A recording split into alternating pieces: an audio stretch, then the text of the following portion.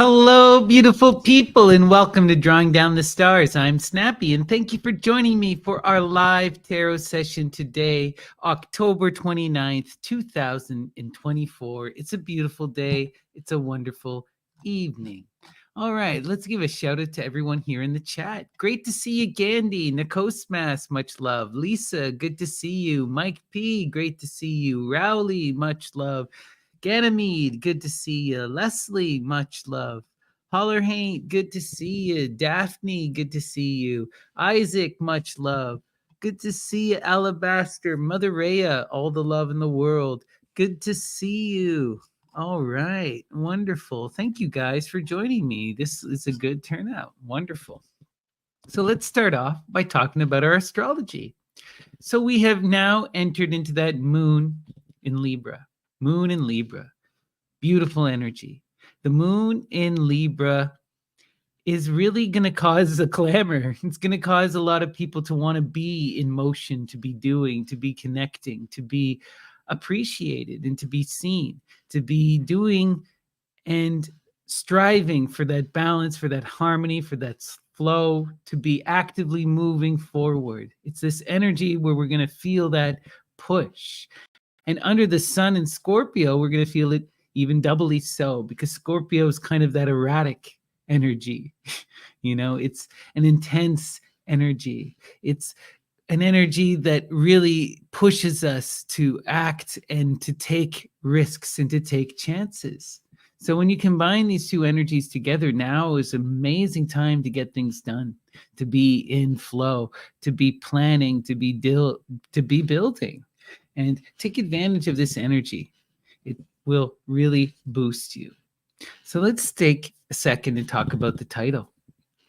Embody the inexhaustible power of nature that always gives new life.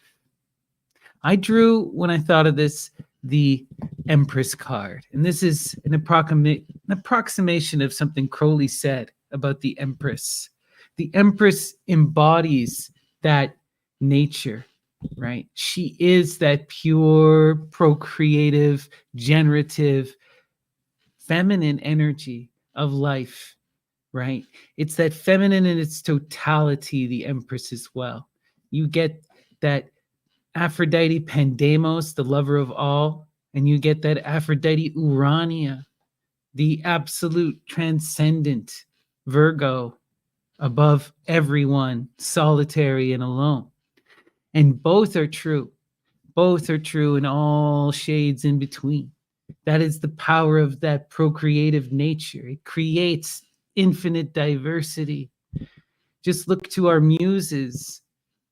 Don't try to number them. There are so many different traditions. You have the classical muses, you have the Apollonian muses, you have the Boeotian muses. Then you have the various poets who are called to be muses. Or you have the various personal muses. And I can go on and on and on and on. But that is the nature of that generative energy. It always revitalizes itself. It always gives birth to new forms, new iterations, new ideas, newness.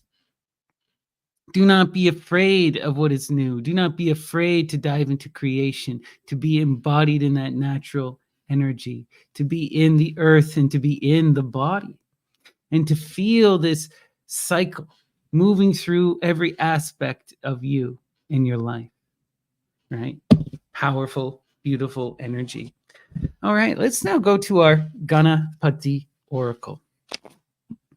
Ganesha Ganapati is the divine child, the Lord of beginnings, guardian of the threshold, and master of the Ganas. And we ask him to inspire us and to ensure that our words are heard by those who need to hear them. So, Ganapati Ganesha, what is the inspiring message? Relaxation. This is beautiful and quite interesting, because I had just gone on a whole rant about how this Libra energy, this energy combined with that sun in Scorpio, the Libra moon, sun in Scorpio, is that productive, active, outgoing, seeking energy that needs to be seen, that wants to be doing. And now we have that energy of reminding us to take a seat, to take the time to relax and to not push ourselves too hard, right? This energy can be overwhelming. And we need to be able to move in proper flow. And proper flow requires relaxation, requires the time to connect to the silence, to be in the body, to feel and to enjoy the pleasure of the moment in the self, right? To just rest. Powerful energy. All right. We are now going to go to our man Shaw and Don Juan in hell. All right. So, muses, what is the message from Bernard Shaw and Don Juan in hell? Inspire me. All right.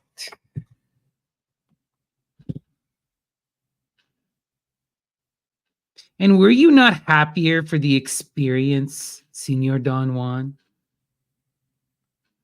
The happier no, the wiser yes. That moment introduced me for the first time to myself and through myself to the world. Know thyself and know the universe, right? What does the Pythia say? What is written on the walls of the Lucis? Know thyself so that you can know the universe. Wow. It is not, the experience is not about happiness. The experience is about seeing yourself reflected, being transformed, and taking responsibility. I'm going to finish this line because it's beautiful. I saw then how useless it is to attempt to impose conditions on the irresistible force of life, to preach prudence, careful selection, virtue, honor, and chastity. I saw then how useless it is to attempt to impose conditions on the irresistible force of life, to preach prudence, careful selection, virtue, honor, chastity. To preach these things is useless. And it is ridiculous.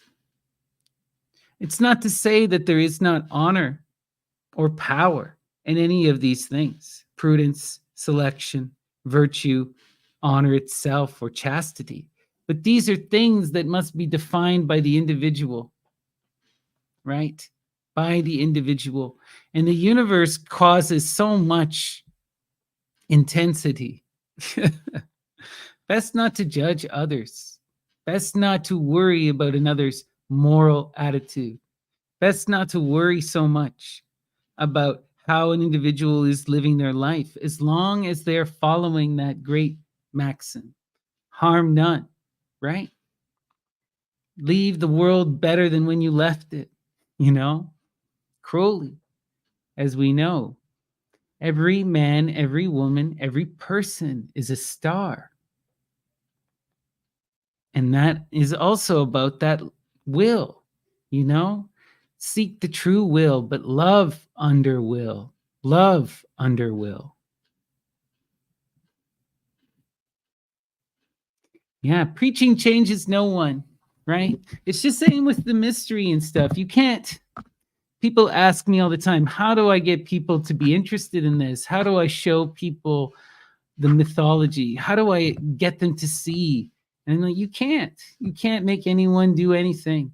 Not like that. Not when it comes to these kinds of perceptional changes, right? You have to be inspired, and inspiration is deeply personal.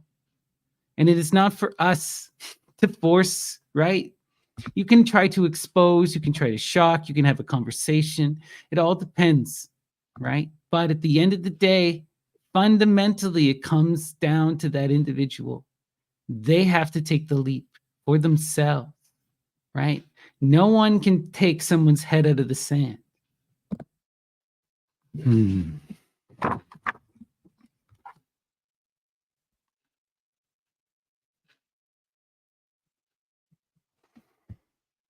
All right, let's continue.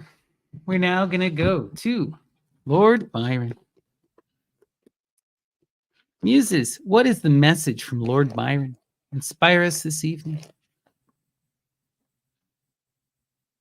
Sometimes he'd turn to gaze upon his book, Boskin or Garcia Lasso. By the wind, even as the pages rustled while we look, so be the poesy of his own mind. Over the mystic leaf of his soul was shook, as if 'twere one whereon magicians bind their spells and give them to the passing gale, according to some good old woman's tale. Wow.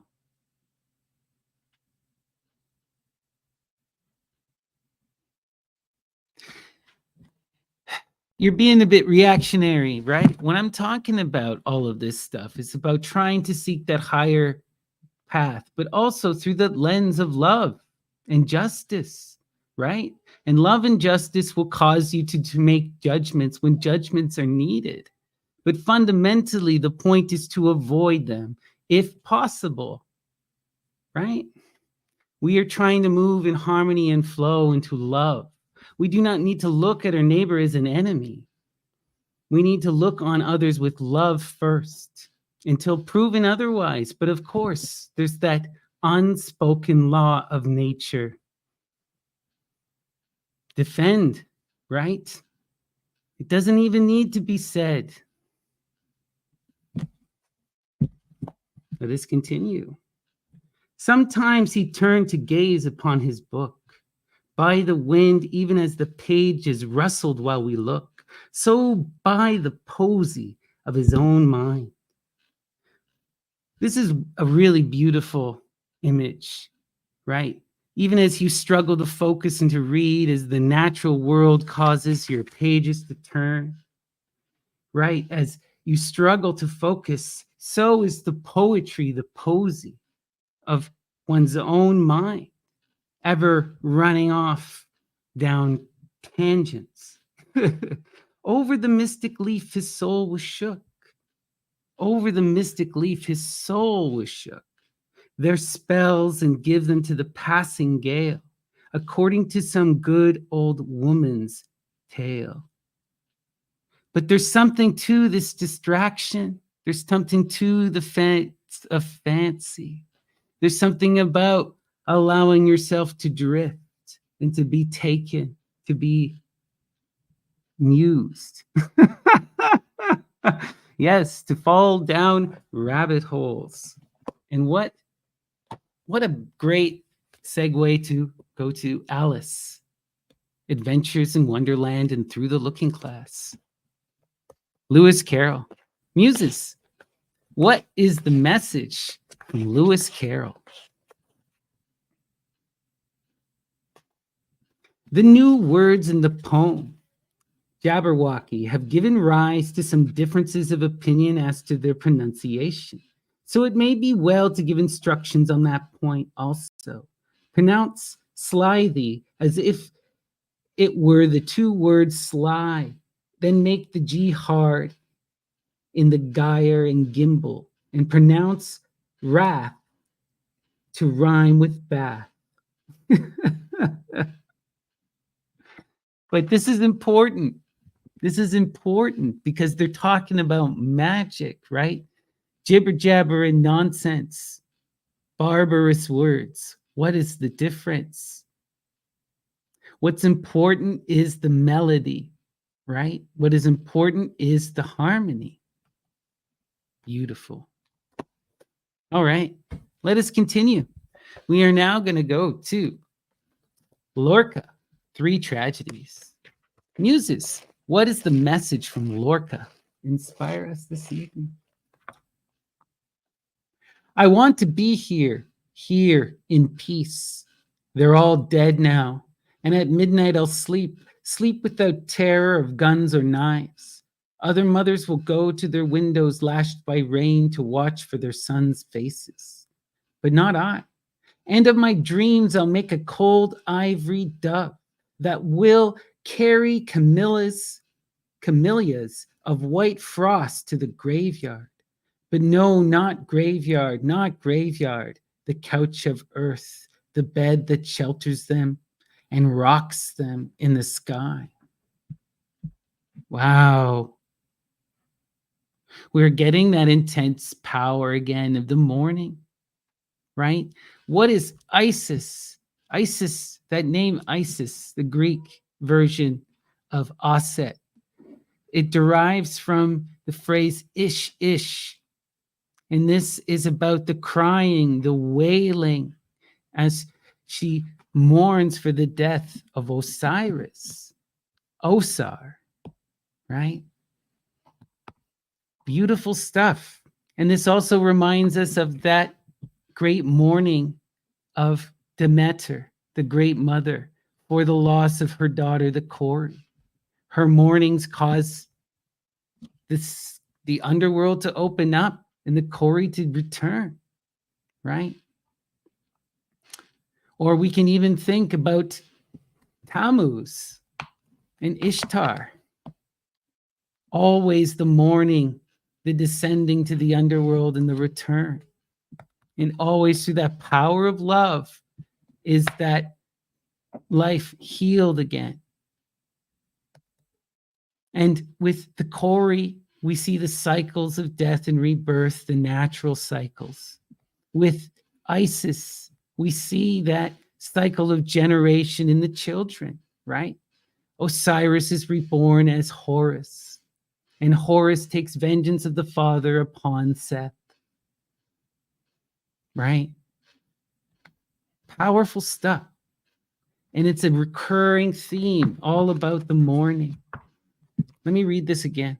I want to be here in peace. They're all dead now. And at midnight I'll sleep without terror of guns or knives. Other mothers will go to their windows, lashed by rain, to watch for their sons' faces, but not I. And of my dreams I'll make a cold ivory dove. I'll make a cold ivory dove, transforming her lost loved one into one of those birds of Aphrodite that will carry camellias of white frost to the graveyard. But no, not graveyard, for she has nothing to bury. Not graveyard, the couch of earth, the bed that shelters them and rocks them in the sky. That shelters them in the earth and rocks them in the sky. The great mother, for she is who? Aphrodite Urania, that queen of starry heaven, and Aphrodite Pandemos, of the people, of all, of the earth, right? Both again. Beautiful. All right, let us now continue. We are going to go to Euripides. Muses. What is the message from Euripides? Inspire us this evening. Speed your foot's motion, for it's time. Keep on with bitter weeping. Alas for me, alas. Speed your foot's motion, for it is time. Keep on with bitter weeping. Alas for me, alas. Iwa, Iwa, the boy. There's your answer again. We have the weeping in the morning, and we are called to actively engage in that. Because what does this do? It will reset and transform that cycle. It will cause that virgin to return. Wow, powerful stuff. This is about utilizing the power of emotion, the power of belief, the power of performance. What is magic if not performance? Can you engage that passion? Can you be inspired? Can you cry out to the heavens? Oof. Speed your foot's motion. It'll move you forward faster, for it is time. Keep on with bitter weeping. Alas for me, alas for me. Wow. Let us continue. We're going to go now to Brave New World by Aldous Huxley. Muses, what is the message from Huxley? Inspire us. Sometimes 1,000 twangling instruments will hung about my ears, and sometimes voices. How does the muse reveal herself in the silence? Sometimes 1,000 twangling instruments. Have you ever sat in meditation and heard that deep vibrational buzz? Right? Sometimes, though, you'll hear voices, the trailing of words, slight speech. Maybe again it's a babble, a la-la, something here, something there. Can you hold on to it? Can you hear what is spoken in the silence? Let's continue.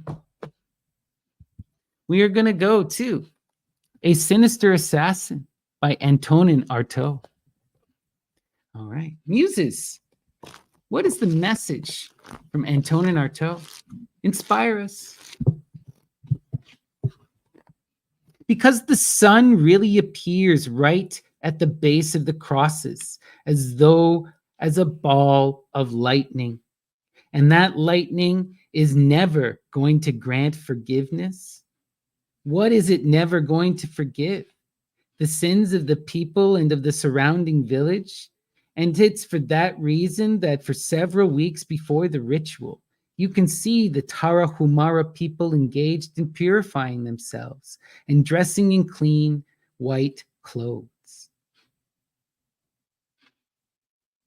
Because the sun really appears right at the base of the crosses as though a ball of lightning. What is the cross? What is the Saturn square? What is the 5? X marks the spot. Where is the buried treasure? What are we drawing down? What is the moon, if not the sun? And is it a ball of lightning? Don't you wield the lightning? Is that not what Hercules and Zeus are after? Interesting. And that lightning is never going to grant forgiveness? What is it never going to forgive? The sins of the people and of the surrounding village. And it's for that reason that for several weeks before the ritual, you can see the Tarahumara people engaged in purifying themselves and dressing in clean white clothes. That law remembers, right? Tit for tat. Yes, Gandhi, that's how you spell Tarahumara. Right? That justice takes note. And that justice dishes in kind every time. That is the nature of DK. Right? It's you have to beg for forgiveness. You have to wail again. Oh, wow. Interesting. Let's see. Where are we going? The House of the Dead by Jeremy Reed. Muses, guide my hand. What is the message from the House of the Dead?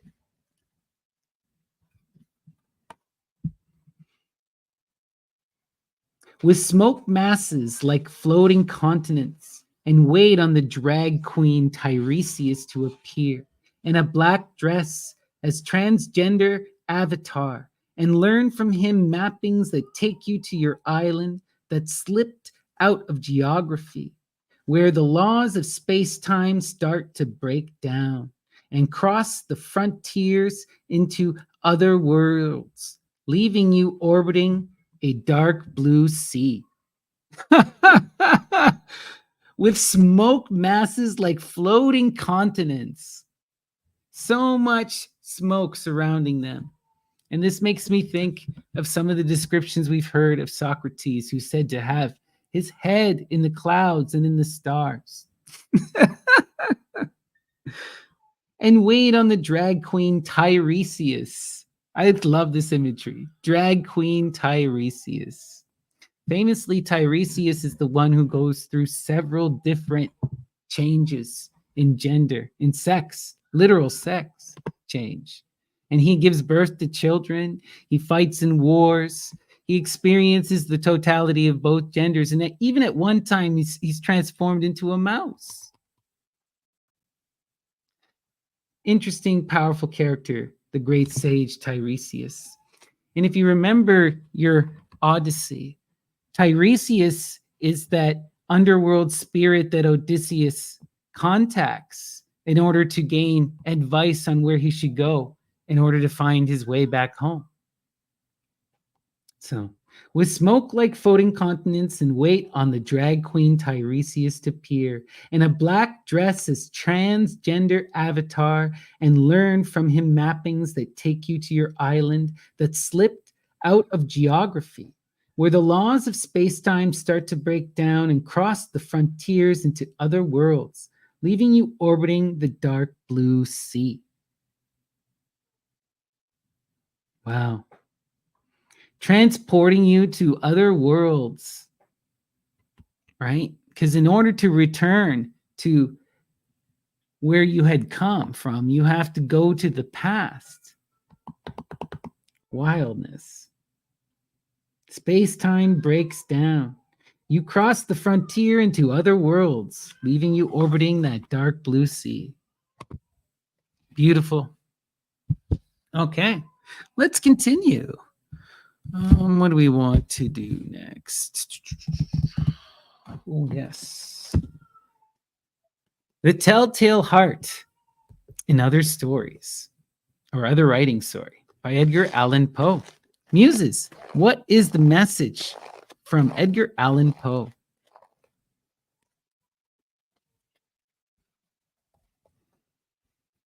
Besides, upon thinking the matter over, Augustus, so he told me, could not imagine that I was in immediate want, or that I would hesitate in such case to make myself heard at the trap.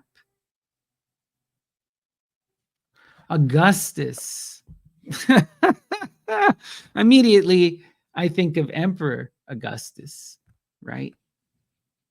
An intense image. Besides thinking the matter over, Augustus, so he told me, could not imagine that I was in immediate want or that I would hesitate. He had a very different understanding of who he was as a person, right? He couldn't even imagine. That's a wild phrase, can't imagine. Because it's the imagination that will allow us to transcend anything. And if we can't imagine a way out, I was in immediate want or that I would hesitate in such case to make myself heard at the trap. Couldn't believe that he wouldn't be in on it, want to be a participant, wouldn't just jump towards it. Interesting. All right, we're going to do one final sortes and then we're going to call it an evening. We're going to go to Women Who Run with Wolves by Clarissa Pinkola Estes. Muses, what is the message from Christina Pinkola Estes? Inspire us. The maiden in this tale masters several descents. As she completes one round of descent and transformation, she plunges into yet another.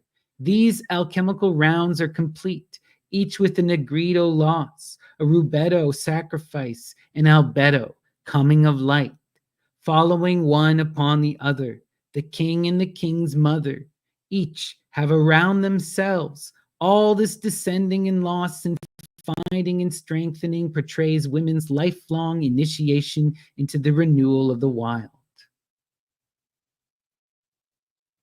Into the renewal of the wild. Again, we're seeing that cycle of descent, again related to that mourning. Going to the underworld, experiencing the loss, and being transformed by it. And again, we're reminded that It's about the experience. These losses are important, right? Isn't that paradox? Even the great mother has her daughter taken and must mourn for the loss of her daughter. And it is that which is above is the same as that which is below. We are no greater than the great mother. We all must suffer through loss. We all must go through these descents, ever greater until the end. And once we hit that extreme, then we can bounce back to the other, right? This is that alchemical reaction at play again. It is that ending that brings a renewal of life, letting go, a shedding, a purgation, a complete wailing, a death. And it is through that that transformation can happen. But you must be willing to let go. You must be willing to let go. All right. We are now going to hop to our tarot reading. But before I do, please give me a like and a subscribe. It really does make a big difference. It boosts everything in the algorithm. And if you're at all interested in a private reading, you can reach out to me, snappyddts@gmail.com, or find me on the Myth and Lore Discord, Snappy or Lady Snappy. All right. And today we are going to be using the Terramundi Tarot of Emily. And we are going to invoke that energy of Saturn. And we are going to dissect our lives, cut them up and expose them upon the plate, show our interconnections. And we ask, how do we rise above the conflicts? How do we evolve? And how do we manifest our true will? And of course, what is the greater message for the community? All right, we got a card shooting out at me here. Okay. 3 of Cups. 3 of Cups. Abundance. And that Trinity, that loving Trinity that produces that abundance, that loving connection that brings in so much joy, so much transformation, so much emotional connection. Fundamentally, this reading is about connecting to these energies. I'm reminded again of, we saw earlier the 4, the luxury, that foundational energy. Now we're seeing the 3, which is that abundance energy. It's inspired energy that produces more and more connections, more and more connection. Let's continue. Oh, wow. Connected to the 3 of Cups is the 10 of Discs, the building of the tower, the completing of the tower, manifesting of wealth upon the earth, the birth of Plutus, Demeter's child, right? This is more than just wealth in that sense. This is security. This is joy. This is abundance. This is connection. This is building something truly meaningful. Where are we going with this? Oh, I love to see it. I love to see it. The image has been very clear and has been very on point over this last few days.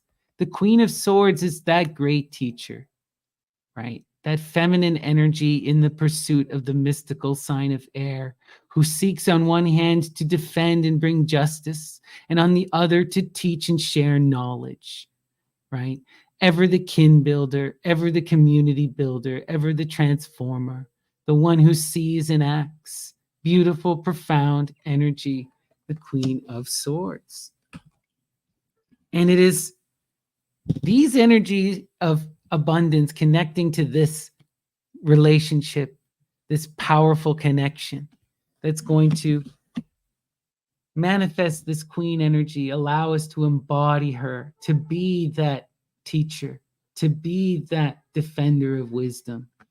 And it's with that energy that we build the tower. We build the tower. Beautiful. Let's continue. Ace of Discs, the root of the powers of earth. This is about new beginnings, right? We're seeing the completion of the cycle, the 10 of discs, and now we have the beginning. This is how it starts. This is how we get to that finality of that 10. But the ace precludes that 10. It is about imagining what that 10 is going to be. So the image that we're getting is in our present. We have to do that work of building that foundation that will manifest the tower. We have to imagine what this wealth will look like. What are we doing? Are we building that temple of the muses? What does it look like? How does it stand? What is our purpose? That is that ace of discs beginning that transformative work of manifestation that'll result in the 10. All right, let's continue.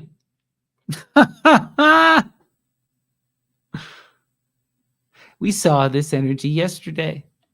The 10 of cups, now connected to the 10 of discs and to the ace of discs. This is what bridges the gap. This is what will transform that image into a reality.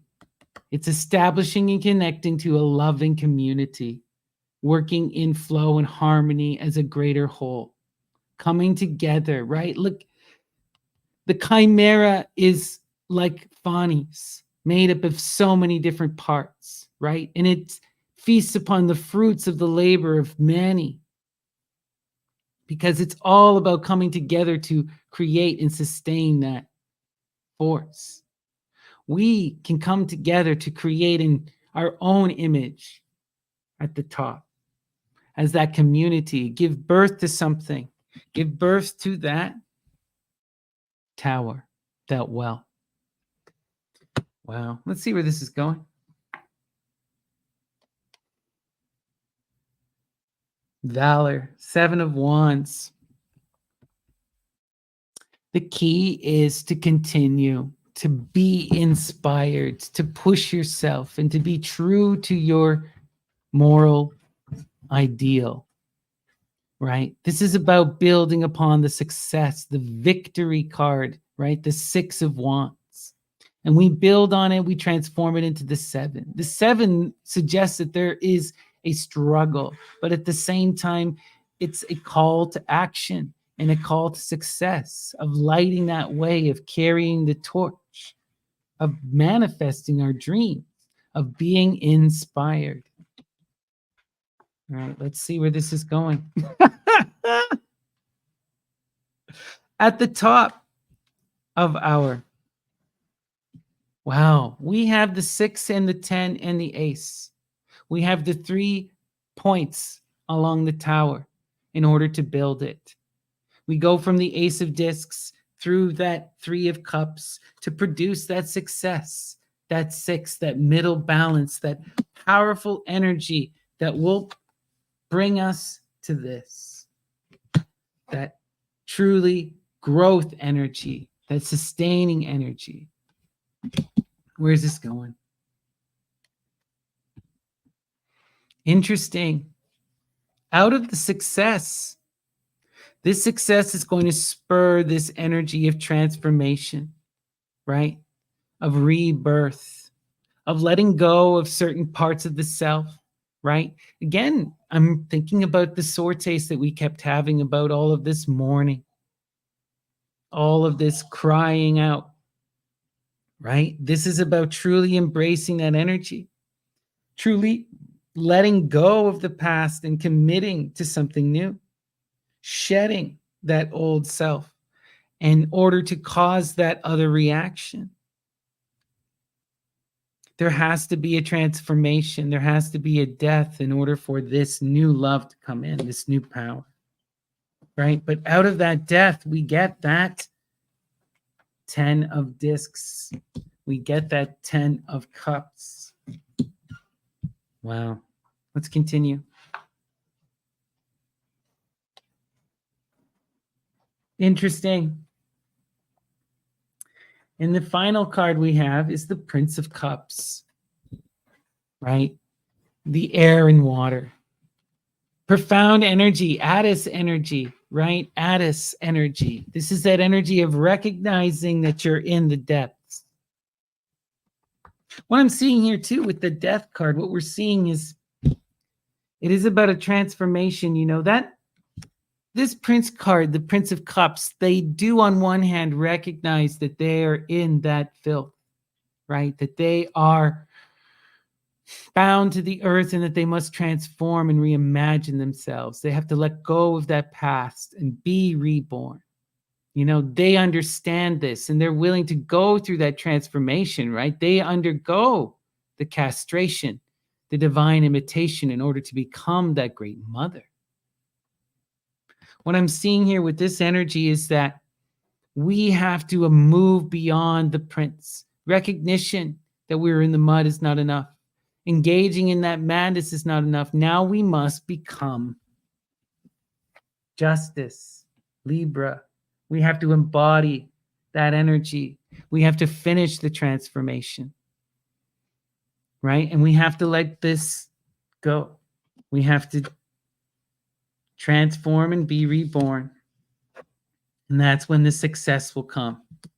And that success will lead to that resounding, massive success. Wow. Wow. Right. Beautiful.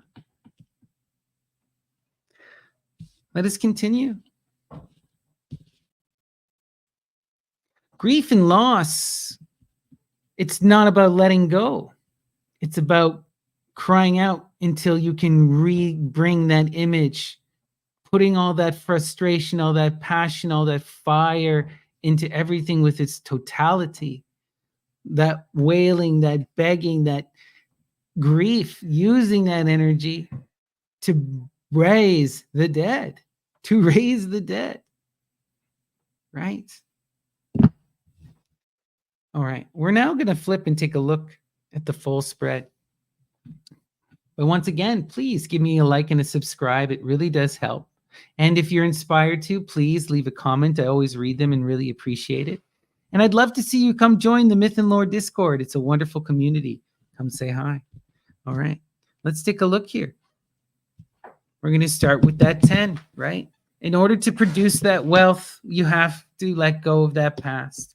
We have to abandon that prince energy, and we must become that Queen of Swords, right? It is then that the tower can be completed. It is then that the 10 of Cups can be manifested. And this is not something that happens overnight or on your own. It comes out of that abundance.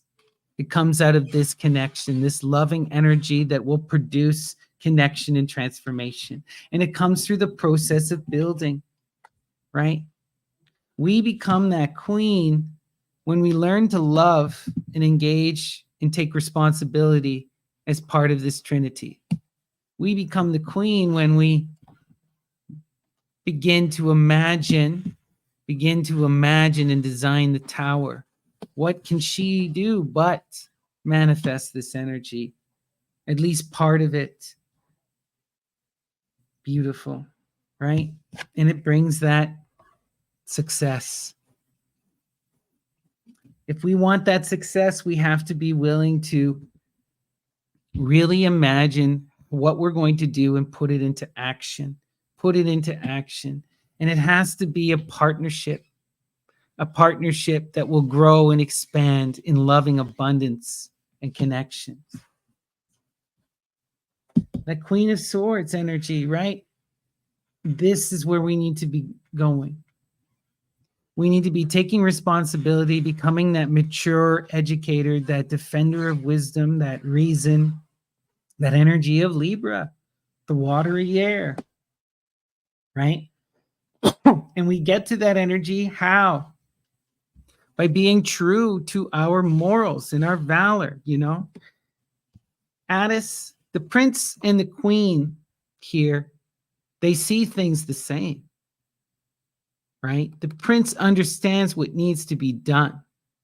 The question is of the doing, right? The prince has to go through that transformation, and it is through that pursuit of valor, being inspired and being disciplined in action, going through and being true to that image, dedication. And then you can become that mystic defender, the bringer of balance, right? The one who can educate and connect and inspire. Beautiful. Let's now look at our crosses. Let's look here. How do we go through the cycle of death? How do we overcome the loss and transformation? Again, just as how we become the queen, it is by being true to that image. Being true. This is what we want. We desire this transformation. This is what we're working towards. We just have to have the strength to push through it, the strength to let go and to be reimagined and reborn. Now let's look here.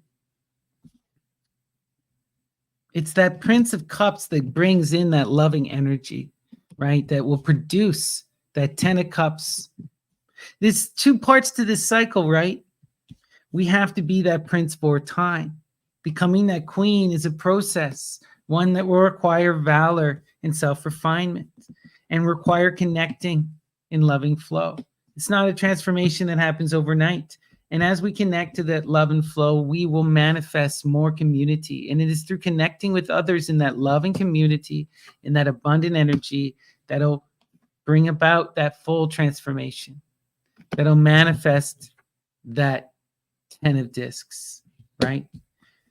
Addis is the one who strives for that higher. And what are they striving for? To be that queen. All right. Let's see. Let me look here. No, well, yeah, we're good now, actually. That's the key to this energy. The key to it all is being in that loving abundance, that those triune relationships, connecting, those inspiring energies that'll inspire you to connect with others and will bring other people in, right? That'll allow you to transform and manifest the tower. And having that valor, being true to your morality and your passion and what inspires you, and following that inspiration to its end point, right? Going through it in spite of the pain, in spite of the difficulty. All right, everyone, that's the message. I hope it resonated with you. It certainly resonated with me. All right, we're going to do one final sortaise and we'll call it an evening. Back to Lewis Carroll. Alice, Adventures in Wonderland and Through the Looking Glass. Muses, what is the message from Carroll? Inspire us. It is the voice of my child, the White Queen cried out as she rushed past the king so violently that she knocked him over among the cinders. It is the voice of my child, the White Queen cried out. Wow, the White Queen and the child. A new image here, right? A new expanded idea for these energies. Mother and child. And that child needs to be educated and to be reared, right? As part of that unfolding of the community. There are many levels when we're reading the tarot. And the muses have just shown me another, right? They've just shown me another. A connection here is that mother and child. Raising that child so that, yes, the child, just as we said, can become the queen. That energy is still part and parcel. But now we have that mother to child connection about raising the child through community in loving abundance, right? So necessary in order to bring that justice, in order to produce that queen. You know, a child must be exposed to perspective, must be loving, must have that loving abundance, must have that inspiring mother, right? And that will inspire that child to rise and do the same. And together you build that tower. Together you build that tower. All right. That is the message. All right, everyone. Peace and love. Thank you so much for joining me, and I hope I see you again tomorrow for more live tarot and sortes. Take care, everyone.